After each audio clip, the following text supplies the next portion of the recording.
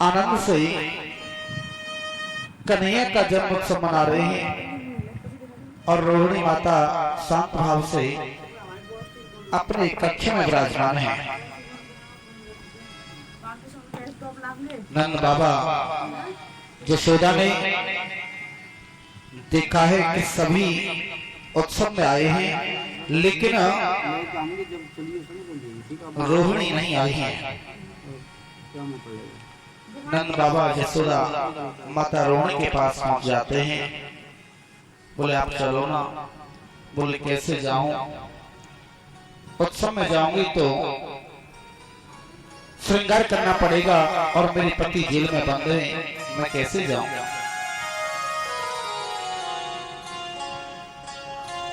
बोले नहीं, आपको चलना ही पड़ेगा।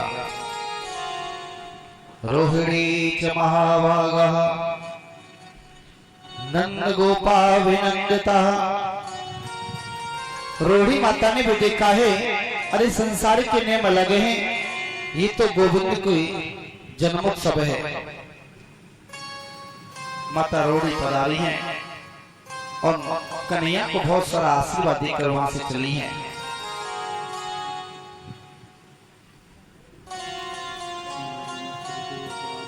नंद बाबा ब्रजवासियों से कहने लगे हैं, भाइयों सखाओं में मथुरा जा रहा हूं राजा कंस को कर देने के लिए, आप जन्मोत्सव मनाओ।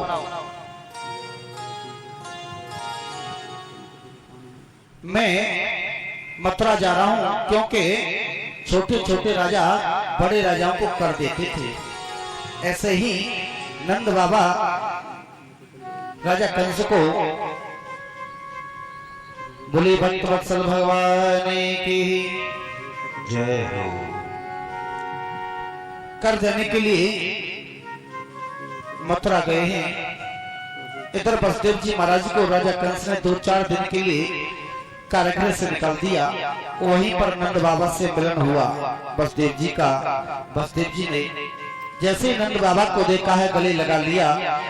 नंद बाबा ने कहा, भैया तुम्हारे जितने पुत्र थे राजा कंस ने सबको मार दिया। मैंने सुना था तुम एक कन्या ने जन्म लिया और वो भी स्वर्ग सुधार गई। बसदेव ने कहा, कोई बात नहीं भैया, आपके यहाँ पर तो पुत्र हुआ है, वो ही तो मेरा है। बोले हाँ हाँ बिल्कुल आपका है। इधर राजा कंस को पता चला है कि मेरे काल ने ब्रज में जन्म ले लिया है। उसने रात्रि में आपातकालीन सभा बुलाई और कहा, मेरे शत्रु ने ब्रज में जन्म ले लिया है, उसे मारना है कैसे भी हो।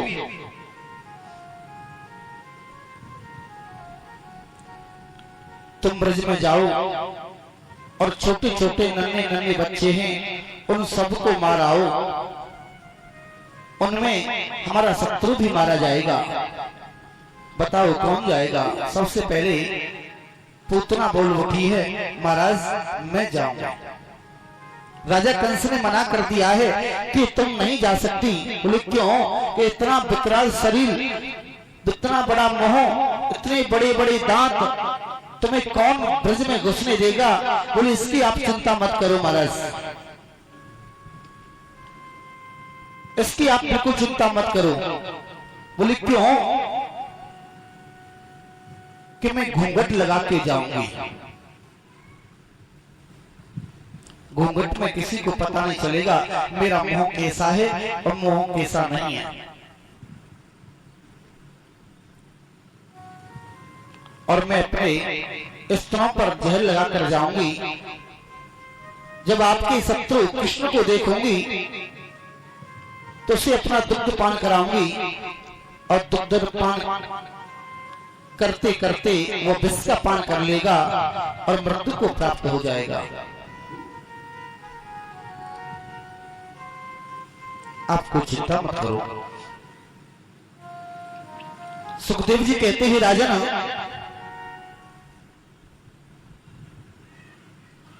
पूतना घूंघट लगाकर ब्रज में जा रही है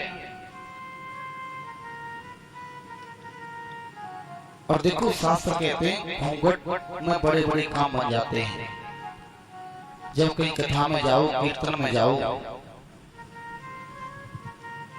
हमारे पुरुष भाई होते हैं, उनको अगर नींद आती है तो सामने वाले भी देखते हैं, पड़ोसी भी देखते हैं, सबकी नजर पड़ जाती है। और जब देवियों को नींद आती है ना, तुरंत घूंघट को खींच लेती हैं। किसी को पता नहीं है कि कथा सुन रही है या ड्रामा है। घूंघट का सहारा लेती हैं। उसी घूंघट का सहारा लेकर पूतना ब्रज में पहुंच जाती है। सुखदेव जी ने लिखा है कि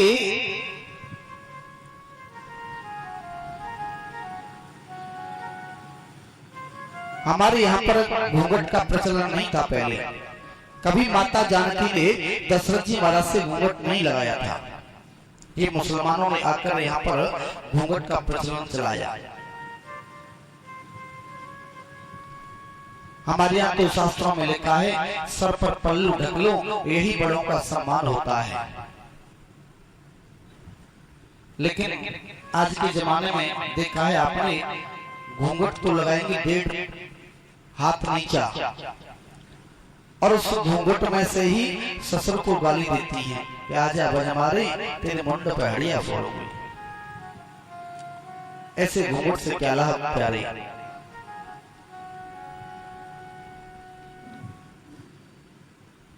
पूतना उसी घूंघट का सहारा लेकर ब्रज में पहुंच जाती है। कृष्ण का अवतार हुआ अष्टमी को और पूतना मारने आ गई है चतुर्दशी को, ठीक 7वें दिन। क्योंकि पूतना कहते हैं अविद्या को, अविद्या कहते हैं पूतना को। अविद्या का निवास 14 जगह होता है। 5 ज्ञानेंद्रियां, 5 कर्मेंद्रियां, मन, चित्त, बुद्धि और अहंकार। इन 14 जगहों पर अविद्या का वास रहता है। पूतना नंद के द्वार पर पहुंचती है। यहां तो सभी कन्या के जन्मोत्सव में लगे हुए हैं, सभी आनंद मना रहे हैं, सभी मंगल गीत गा रहे हैं। 50 जा रहे हैं, 50 आ रहे हैं। तभी ब्रजवासियों ने देखा है, अरे देख तो सही ना, अरे भैया ये नई गोपिका कहां से आई है, ये बड़ी लंबी दिख रही है। अरे भैया तू जाने ना है ना, जिन माँ जसोदा की कोई खास सहेली होगी, तो लाला की सुन के आई होगी। बोले अच्छा भैया। नंद बाबा के महल में प्रवेश कर जाती है। माँ जसोदा लाला को पल्ला में सुला रही है। माँ जसोदा को जाकर प्रणाम किया है। माँ प्रणाम करती हूँ। बोले गोपी मैंने आपको पहचाना नहीं। बोले आप मुझे नहीं जानती हो, मेरी सासू माँ को जानती होंगी। मेरी सासू माँ ने मुझे भेजा है यहाँ पर आपके लाला को आशीर्वाद देने के लिए, बधाई देने के लिए।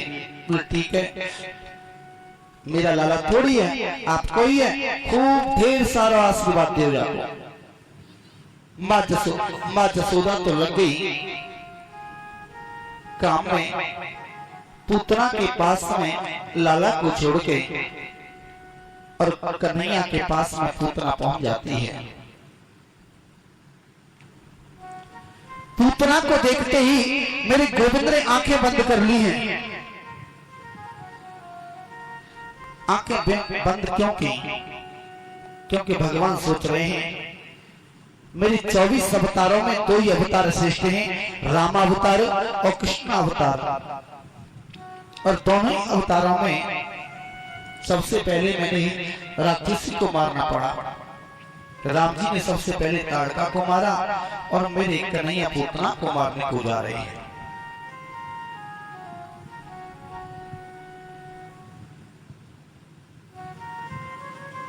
फिर आगे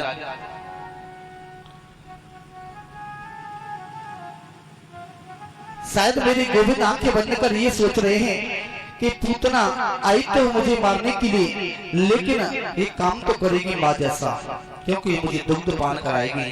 तो सोच रहे हैं इसे कौन सी गति दूं।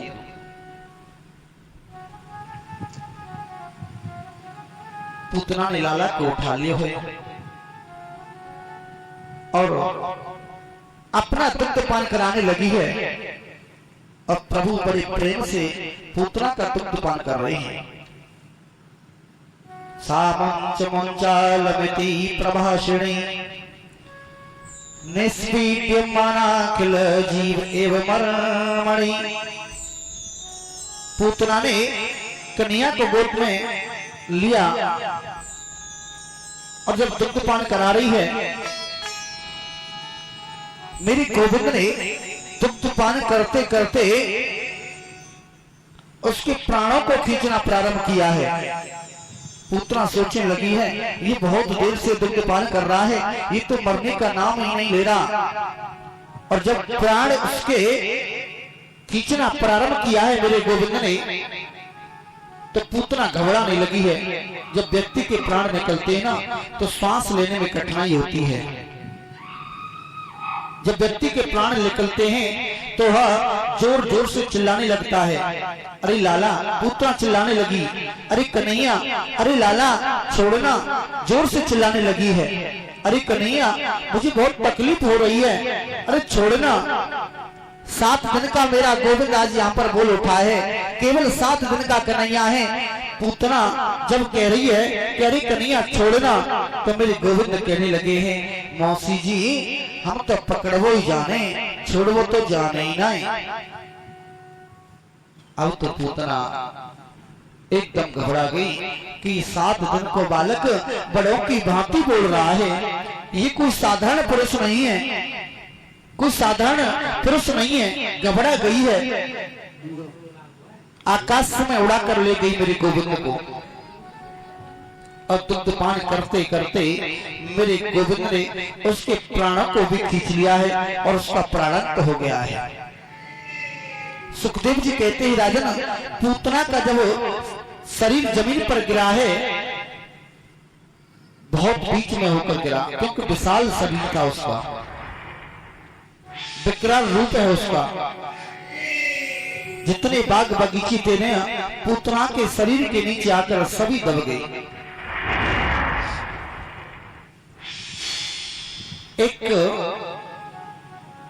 वृंदावन के संत ने मुझको बताया, भागवत जी में तो नहीं लिखा, लेकिन बताया है कि जब पूतना का शरीर गिरा तो कहां पर गिरा था।